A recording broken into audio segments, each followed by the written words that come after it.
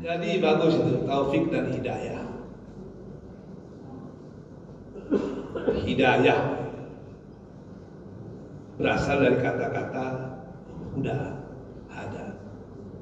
Dalam Al-Quran banyak sekali itu. Bahkan innallaha yahdi man yasha wa yu'azzib man yasha. Bahkan kita ini paling tidak 5 kali 17 itu bermohon hidayah dari Allah itu. Seperti ayat yang kita baca dalam sholat, ihdinas siratal mustaqim. Hidayah kalau dalam bahasa kita disebut dengan petunjuk.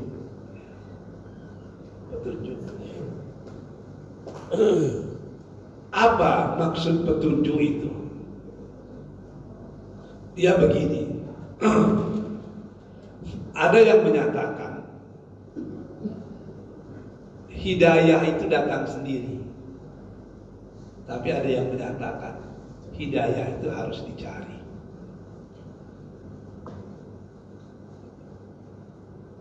Kalau kita lihat ayat Al-Quran, innallaha yahdi man yasha.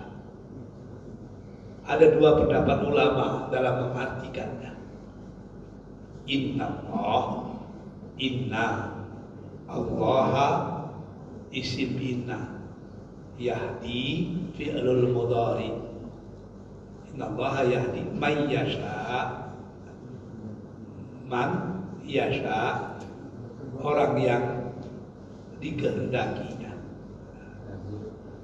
Kalau penafsiran, kalau pembacaannya macam itu, maka yang memberi hidayah itu cuma Allah. Tapi kalau dirubah sedikit, innallaha yahdi kembali kepada Allah. Innallaha yahdi. Karena dalam bahasa Arab domir itu, fa'il itu walaupun berbentuk domir, dia akan kembali kepada yang dekat. Innallaha yahdi fi'lul mudhari. Ada domirnya kembali kepada huwa itu kembali kepada Allah, karena Allah yang dekat. Man yasha, man, ada yang mengatakan ya banyak, ada isim mausul, isim besar, macam-macam lah. Man, orang, yasha, yang menghendaki. Pertanyaannya yasha itu fi'lul mudhari juga ya. Tapi ulama berbeda pendapat ketika menjelaskan yahdi itu domirnya huwa itu kembali kepada siapa, itu yang jadi masalah. Ada yang menyatakan yasha itu kembali kepada Allah.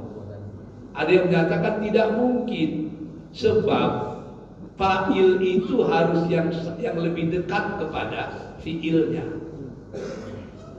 Yahdi, innallaha yahdi, betul Allah menjadi fa'ilnya karena dekat. Mayyasha, yasha itu kenapa fa'ilnya kepada Allah, padahal yang dekat itu man. Kalau berpegang kepada kaidah bahasa Arab, tentu yang menjadi fa'ilnya adalah man, bukan Allah. Di mana beda mengartikannya? Kalau orang yang menyatakan fa'il daripada yasha itu Allah, maka selesai. Sesungguhnya Allah menunjuki siapa yang dia kehendaki, dan Allah mengazab siapa yang dia kehendaki. Selesai. Semua wewenang ada di tangan Allah. Tapi bagi ulama yang menyatakan yasha, fa'ilnya itu man, berbeda. Sesungguhnya Allah menunjuki man yasha, siapa yang menginginkan petunjuk, dan Allah mengazab siapa yang menginginkan azab.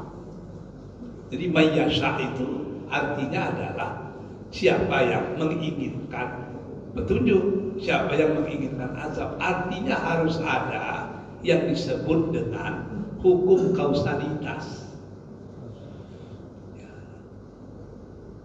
Hidayah Allah itu turun kepada orang yang di hatinya ada keinginan mendapat hidayah.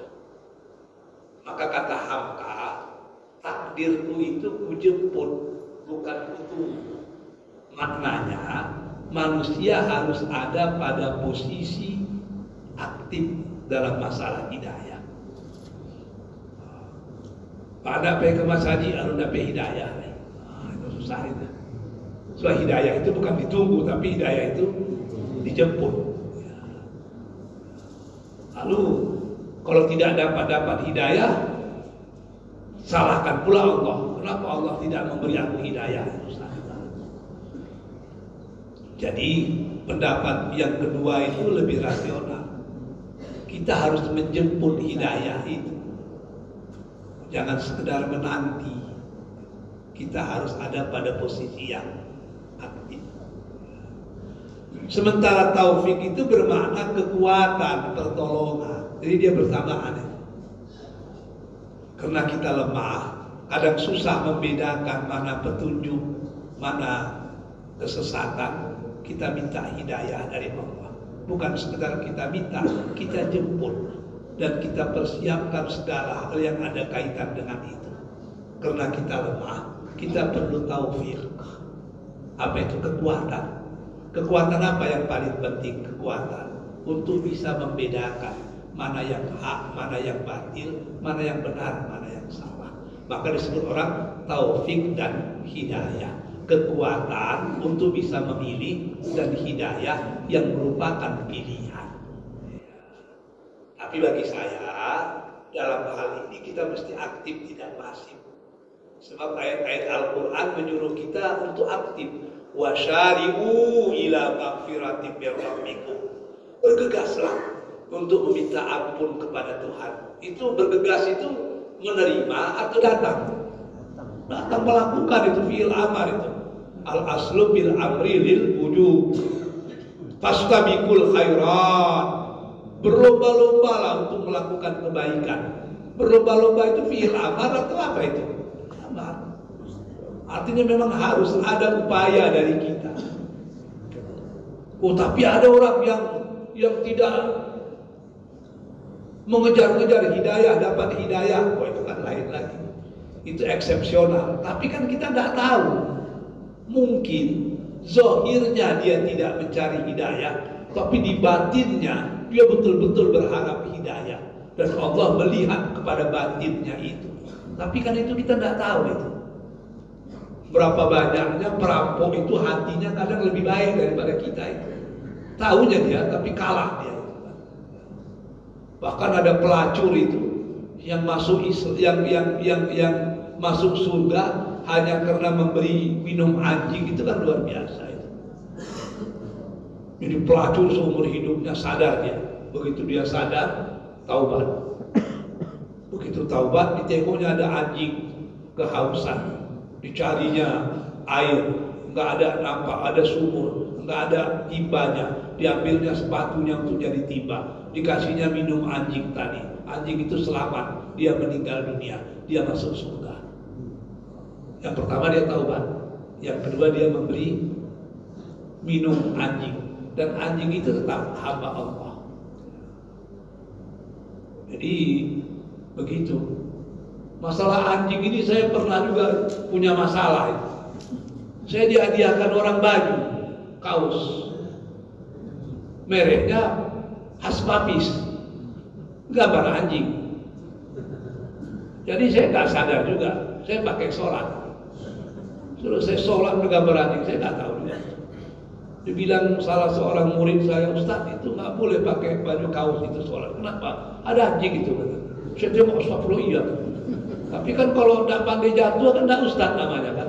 Saya bilang inilah anjingnya Ashabul Kahfi. Assalamualaikum warahmatullahi wabarakatuh.